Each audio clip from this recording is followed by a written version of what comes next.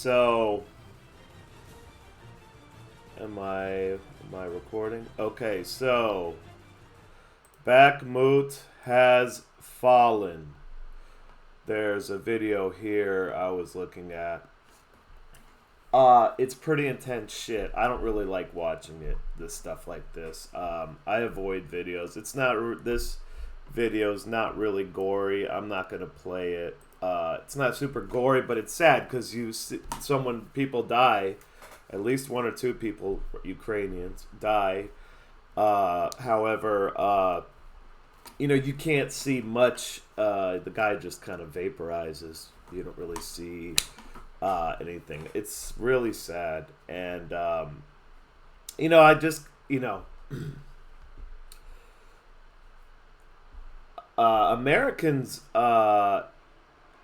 I don't think Americans understand the seriousness of what's going on.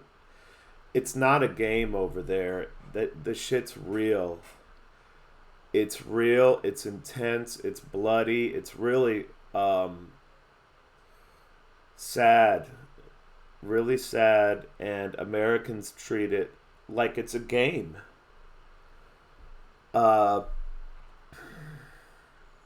And it disturbs me a lot. It really disturbs me. A lot of people don't even want to talk about it or hear about it. But a lot of people are oblivious either willingly or unknowingly. But it's real what's going on over there. Maybe it was Armchair Warlord. He put out a pretty good thread.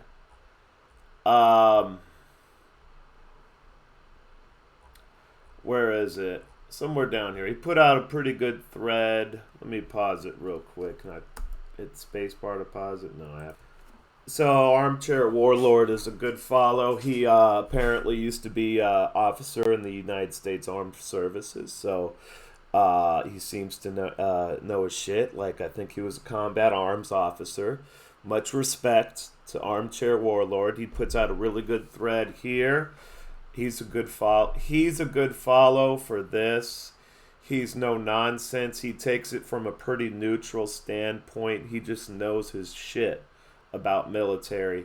Now here, he does his little thread on Bakhmut.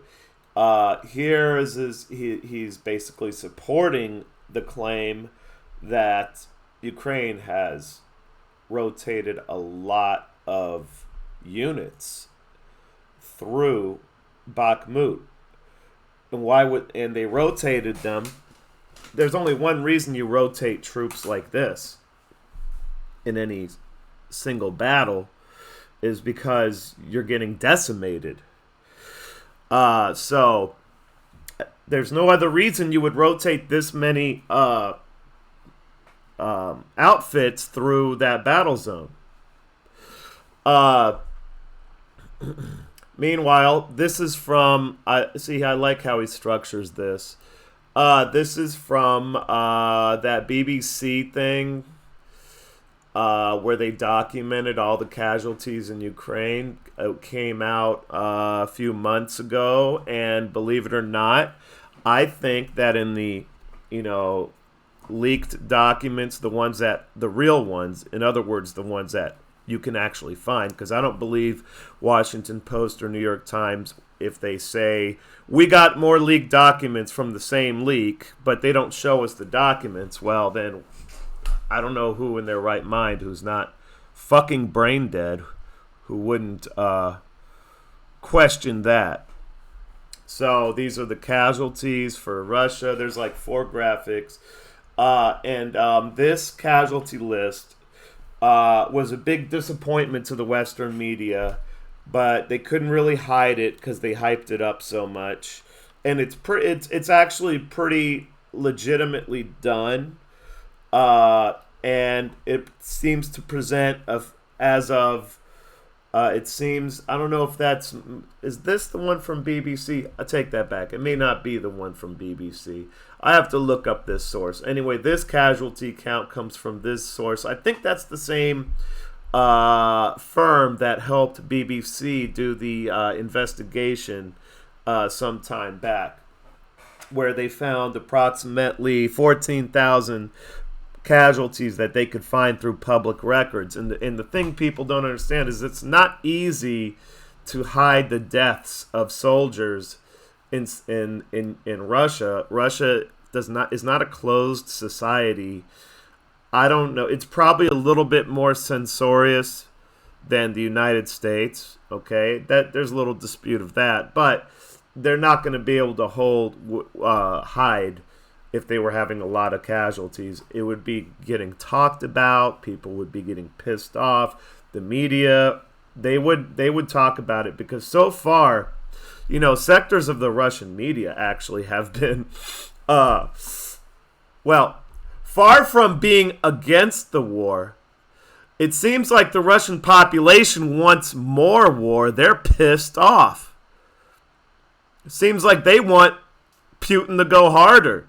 They've been very critical of Putin. And so how the Russian government would be able to hide, the alleged 100,000 deaths that Russia supposedly has, no way. I tend to think it's got to be below 50, or maybe now getting up to 50.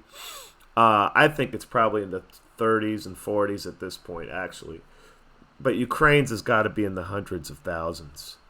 This is just my assessment from what I've been able to put together and cross-reference.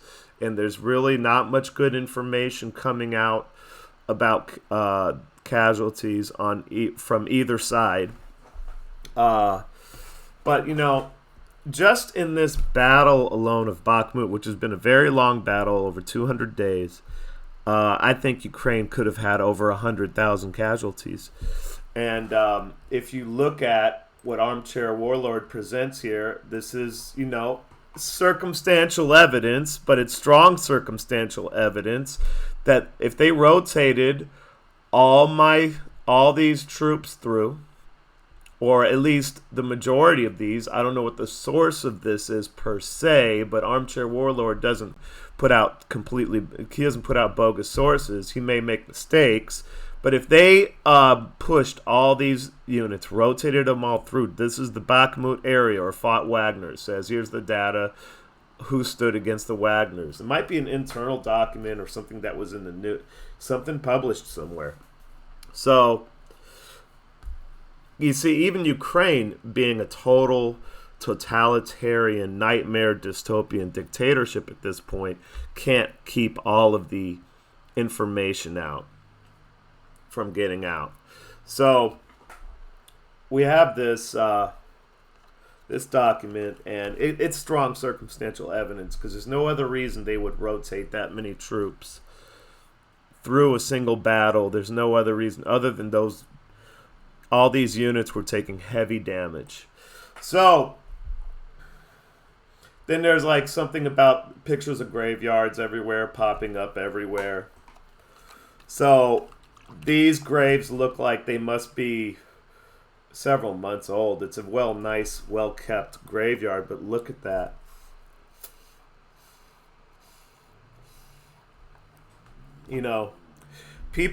Americans gotta realize these are supposedly Ukrainians, allegedly.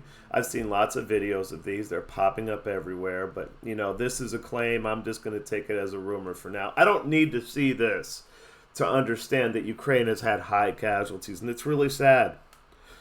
And Americans need to stop treating it like a game. This is none of their concern. It's a silly game that their government is playing without their consent. They don't seem to care. It's really not good, because our United States government is heavily, heavily responsible and involved. Responsible for the war and involved in the war.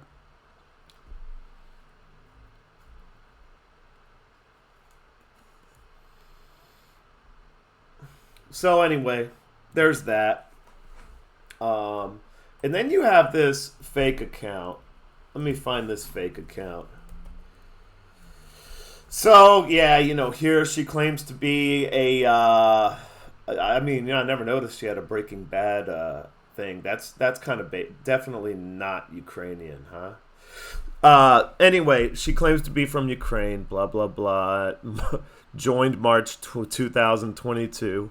I don't ever, any account I see that joins after February 2022 or February or after, I just immediately block. But this one seemed interesting. It's a good psyop. I can't believe people don't understand that psyops actually exists. Here's a little digression on psyops. So, my dad was some kind of, he was a spooky guy. He was in the DOD, and one of the things he did was psyops. He did a lot of things, but I don't know anything about, really, I don't know specifics about anything. He was good at his job, which was to keep secrets, but battlefields, tactical psyops is something that happens all the time, okay? Russia pulled off, in my opinion, a very good tactical psyop when they withdrew across the Kherson, across the Dnieper River from the East Bank from the West Bank to the East Bank.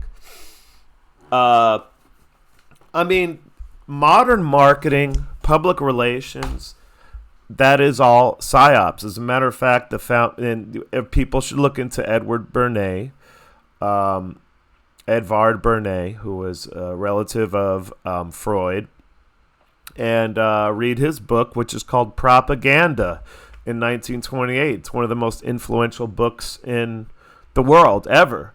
Although the British perfected the art of subversion in the 18th century, notably when they were dealing with the Irish, they, gained a reputation of being really good backstabbers, and they have been ever since, to be honest. So the whole thing, psyops exists, and there's nothing, it's not illegal for the U.S. government to, It's on the border of illegal versus legal of the United States, especially from a foreign territory or with the help of a foreign intelligence agency, making fake handles on global websites. I don't even know if that would be illegal if the CIA got caught doing it, or the NSA. NSA is probably deep into it too. So I give this particular account about a 1% chance of being a real account. I'll be generous and give her, if it's a her, if she's a her, a 1% chance that this is real. But okay, so she goes with this, so she's probably being paid to do this. This is probably all a psyop, but she says 18 square miles in 12 months, the West has fallen. So, because she's making fun of this guy who says major defeat for global American empire. Well, this may be a bit of a major defeat. The verdict is out. I think there's going to be much worse defeats coming for the global American empire in the near future. So this might be, relatively speaking, maybe, but might be an overstatement to some extent.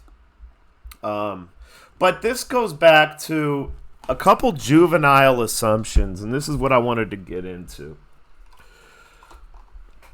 There's some juvenile assumptions that I see out there by a lot of civilians, mostly younger ones.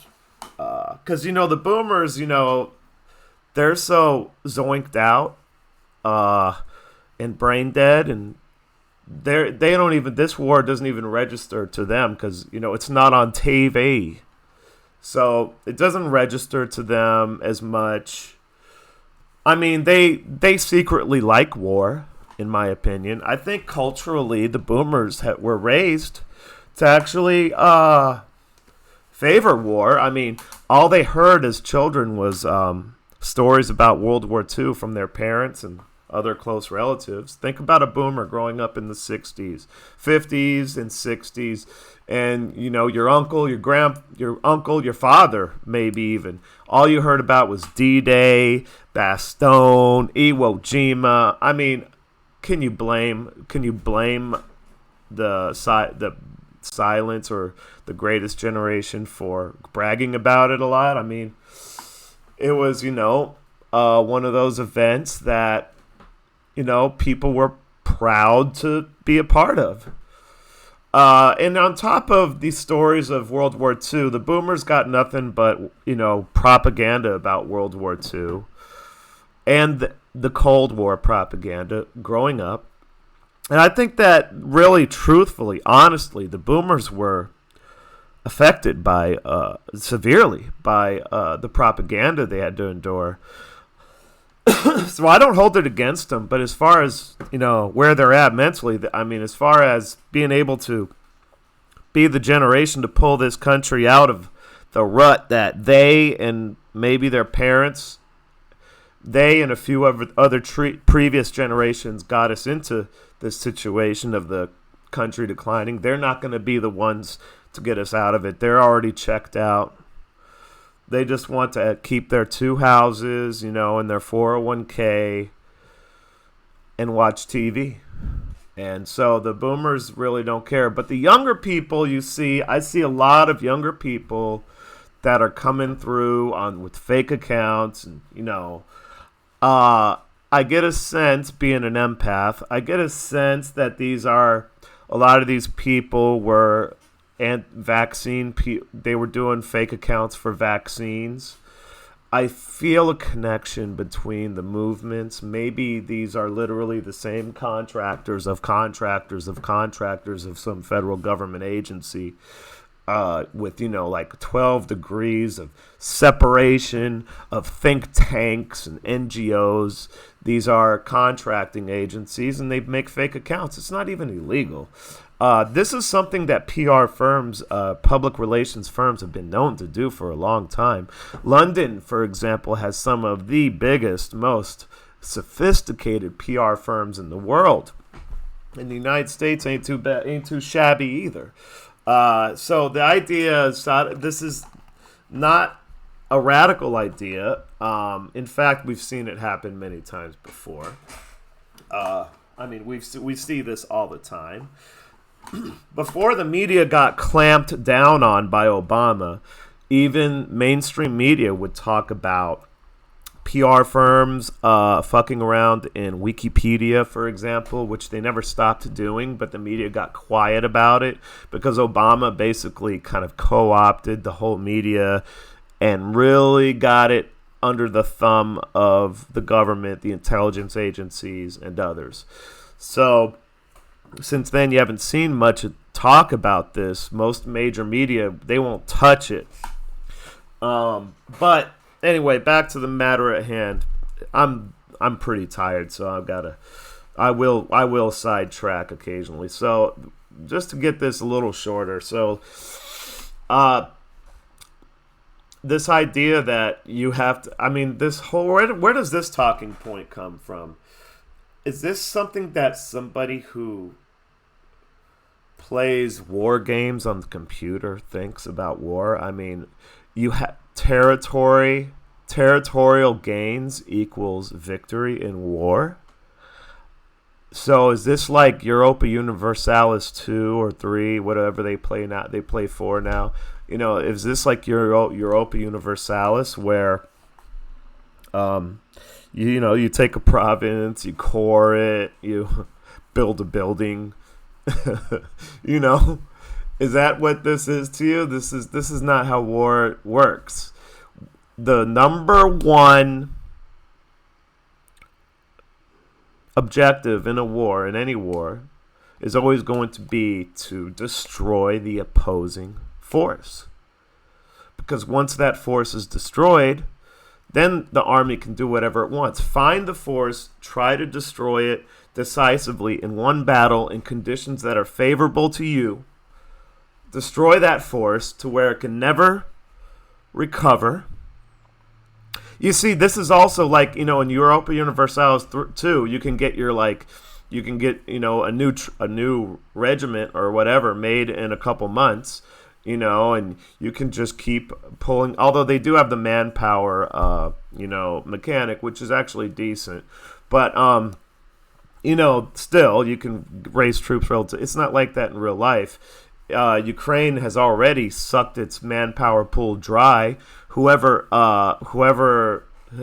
hasn't been drafted has fled the country, and that's been going on for years. Not just since the war started. The war actually started in 2018. 2014. People have been leaving Ukraine since even before that.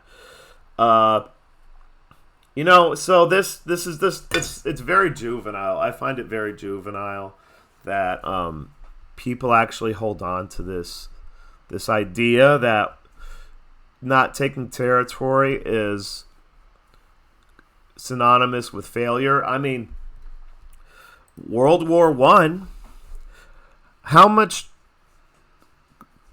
territory of Germany was occupied by the Allies in World War I? And then tell me after that, who won that war? Who was the victor? It wasn't Germany. But nobody walked into Germany. Nobody conquered provinces and built buildings and cored territories and whatever else you do in Europa Universalis 2 or 3. So, war is about destroying the enemy. That's Karl von Clausewitz 101. Should be a relatively sensical sort of thing. And the second one I wanted to get into is all of these, the other assumption, I can probably look it up right here. Let me look it up on this side, though.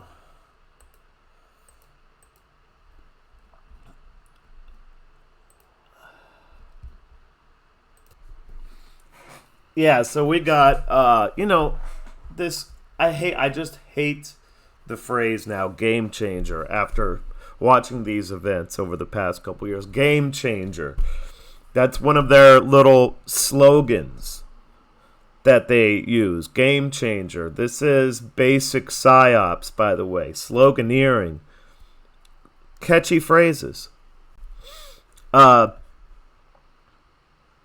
Basic propaganda. But game changer. So, is it going to be a game changer? Oh, my goodness. Where to begin on this? I mean, I could talk about Shaka Zulu, and the British, and many other wars besides, and engagements besides that between the Zulu and the British, in which, half-naked giga-chads took on musket-bearing armies with hide shields and spears. And they didn't win the war, but they damn sure won a few battles. They did pretty good. I think they eventually lost. They eventually, lost.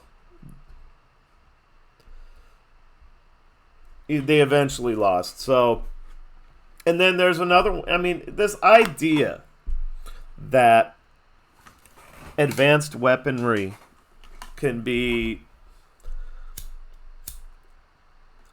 it can be a factor in a war, but it's never the most decisive factor. It's rarely in history has it been the most decisive factor. Only when you're talking about extreme disparities in technology level. And even then, it's not a sure thing. You can come in like the Spanish did to the New World. And in the beginning, in both cases, in the case of the Incas and the Aztecs, the Spanish managed to just, move in like lightning and assert themselves before the natives could get over the shock of having aliens come from across the ocean to conquer them, or gods, or whatever they thought. So it took them a minute to get over that shock, and Cortez and I think it's De Soto or Pizarro down there in Incas. They managed to come in like lightning, take over the shit real quick. But they needed help. In the case of Cortez, he got a lot of help from the local tribes. There's a lot of politics that's well documented, a lot of intrigue on the way from the coast of Mexico to Teotihuacan, or whatever it's called, the modern, the capital of the Aztec Empire. And in the case of down in the Inca Empire, well, they just shot the God King dead, and the population didn't know what to do. But within not too shortly after that, these various groups in these areas, they started to regroup. In the case of the Incas, the Spanish actually employed a lot of rival tribes and cultures of the Incas in their war against the Incas. The Spanish didn't do it all alone. And in the case of Aztecs, in this case of down in the Inca Empire, the historians of Spain actively sought to cover up the fact that they needed a lot of help from local tribes to, deal with the Incan Empire. And they weren't, in the case of Aztecs and Cortez, there's a lot more accounts of lots of things going on. Alliances between the Spanish and a few different tribes that were instrumental. He wouldn't have been able to do what he did were it not for that. But at the same time, the locals, the indigenous peoples, were just so shocked, as anybody would be, that you just had aliens come from across the ocean, and they're shooting people with magical wands and shit. That's how you see it. And what as Jared Diamond put it, he's a bit of a hack sometimes, but I still stand by guns, germs, and steel for the most part, And Jared Diamond said it wasn't even so much the guns that scared him, more than the horses, because they had never seen horses before. These were monsters to them. Beautiful ones, I would think.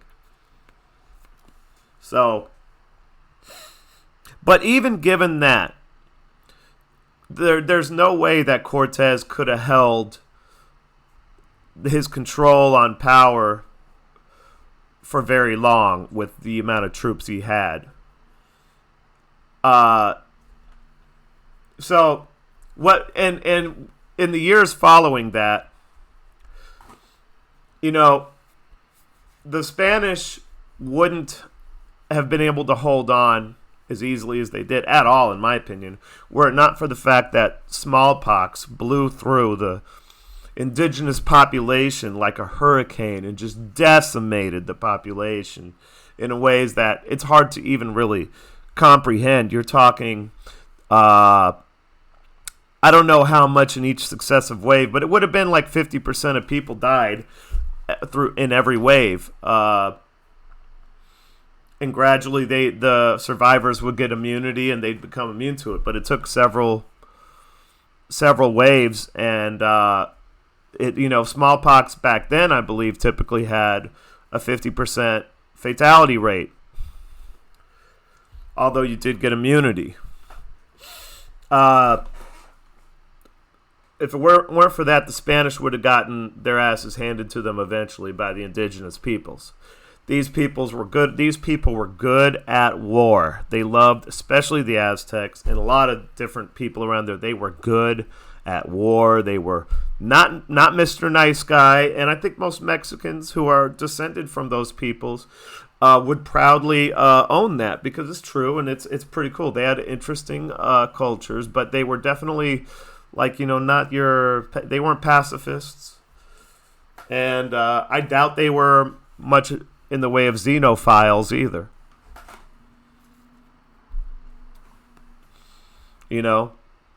So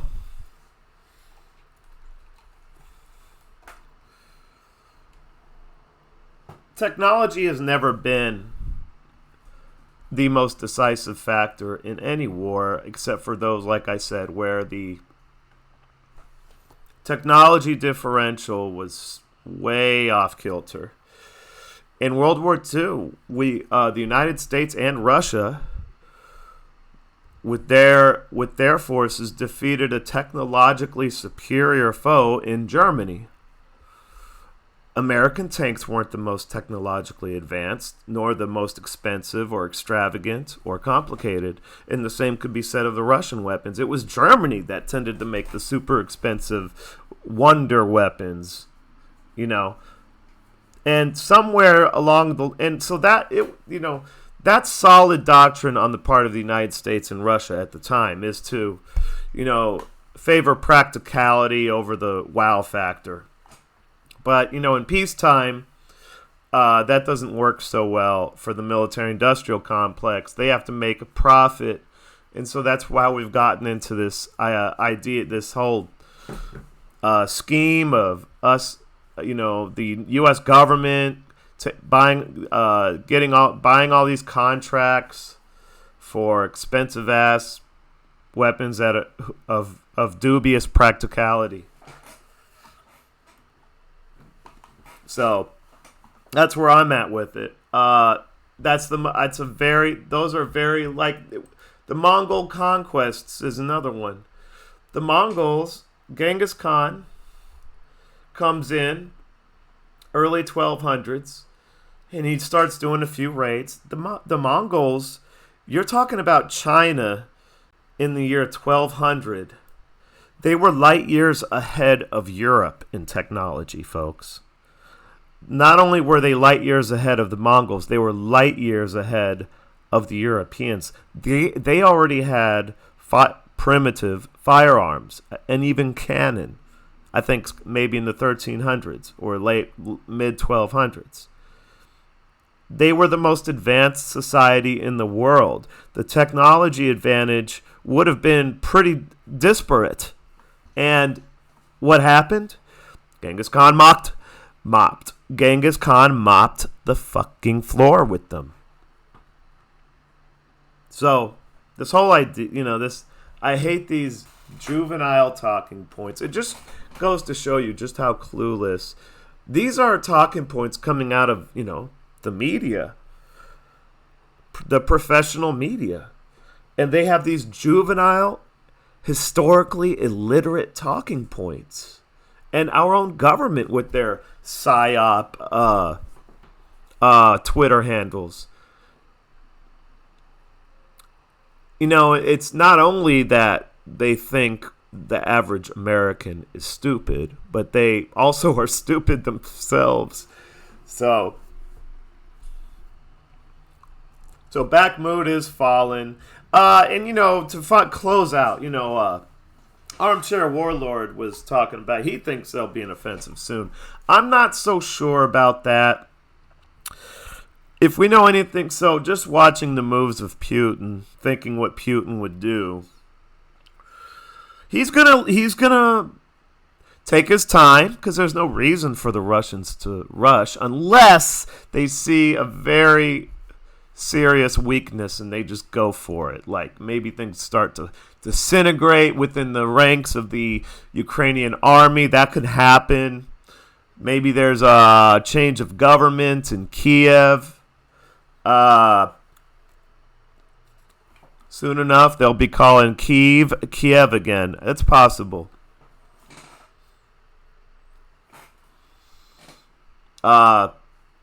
So I'm not so sure, though. Putin can wait, and he wants to try to get some kind of talks started. I mean, if talks were to start now, they can last years. I mean, think about the talks over Vietnam. They were 4 or 5 years or something like that. But unless Russia sees a serious weakness that they can exploit, I don't think they're going to be rushing to go in hard. They're going to keep the pressure on them. Now that's like that the Duran or Alexander Mercurius's take on it, as much as mine anyway, is that they're going to continue to go incrementally.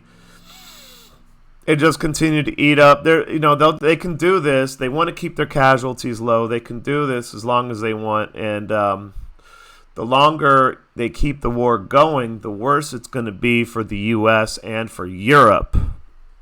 If they can keep the war going until next year, that's election year in many countries. So I don't know if they're going to do a big arrow offensive, any kind of like major offensive. They'll just keep grinding on, and maybe there'll be nothing they can do, and the Ukrainian government falls apart. That could happen, but I'm not sure we're quite there yet. So that's where I'm at with it.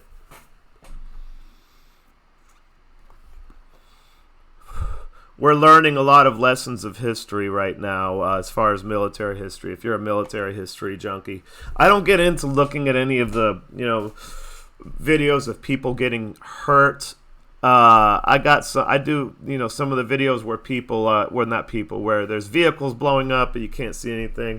It still kind of disturbs me sometimes. I don't watch too much of those, but I will say what's really fascinating about this is how we've gone full circle as far as military tactics are concerned. We've gone from World War I trench warfare to maneuver warfare and combined arms warfare, and now we're back at static trench warfare because the technology has gotten to the point where the surveillance is just too sophisticated to be able to do any sort of maneuver. The maneuver tactics are too risky when you got eyes on every inch of the battlefield. And what happened in World War I? Well, what happened in World War I was the technology of artillery and machine guns brought the world into a situation where the tactics couldn't keep up with the technology, and so it went to static warfare there. So I think that's an interesting parallel. I see this from a historical perspective. I see this as watching the world evolve, the world order evolve, and finding patterns, finding similarities in history. And you learn that, indeed, as is in the... let's find it real quick. I'm going to end this with a Bible verse. I'm going to read this. So this is a good way to end it, because this is one of my favorite verses. The words of the preacher, the son of David, king in Jerusalem. Vanity of vanities, says the preacher. Vanity of vanities. All is vanity. What does man gain by all the toil at which he toils under the sun? A generation goes and a generation comes, but the earth remains forever. The sun rises and the sun goes down and hastens to the place where it rises. The wind blows to the south and goes around to the north. Around and around goes the winds. And on its circuits the wind returns. All streams run to the sea, but the sea is not full. To the place where the streams flow, there they flow again. All things are full of weariness. A man cannot utter it. The eye is not satisfied with seeing, nor the ear filled with hearing. What has been is what will be, and what has been done is what will be done. There is nothing new under the sun. This, I want to say a special, I got to do a little prayer for the soldiers on both sides, the young men who are they're the suffering. It's not a game, folks. We need to end this.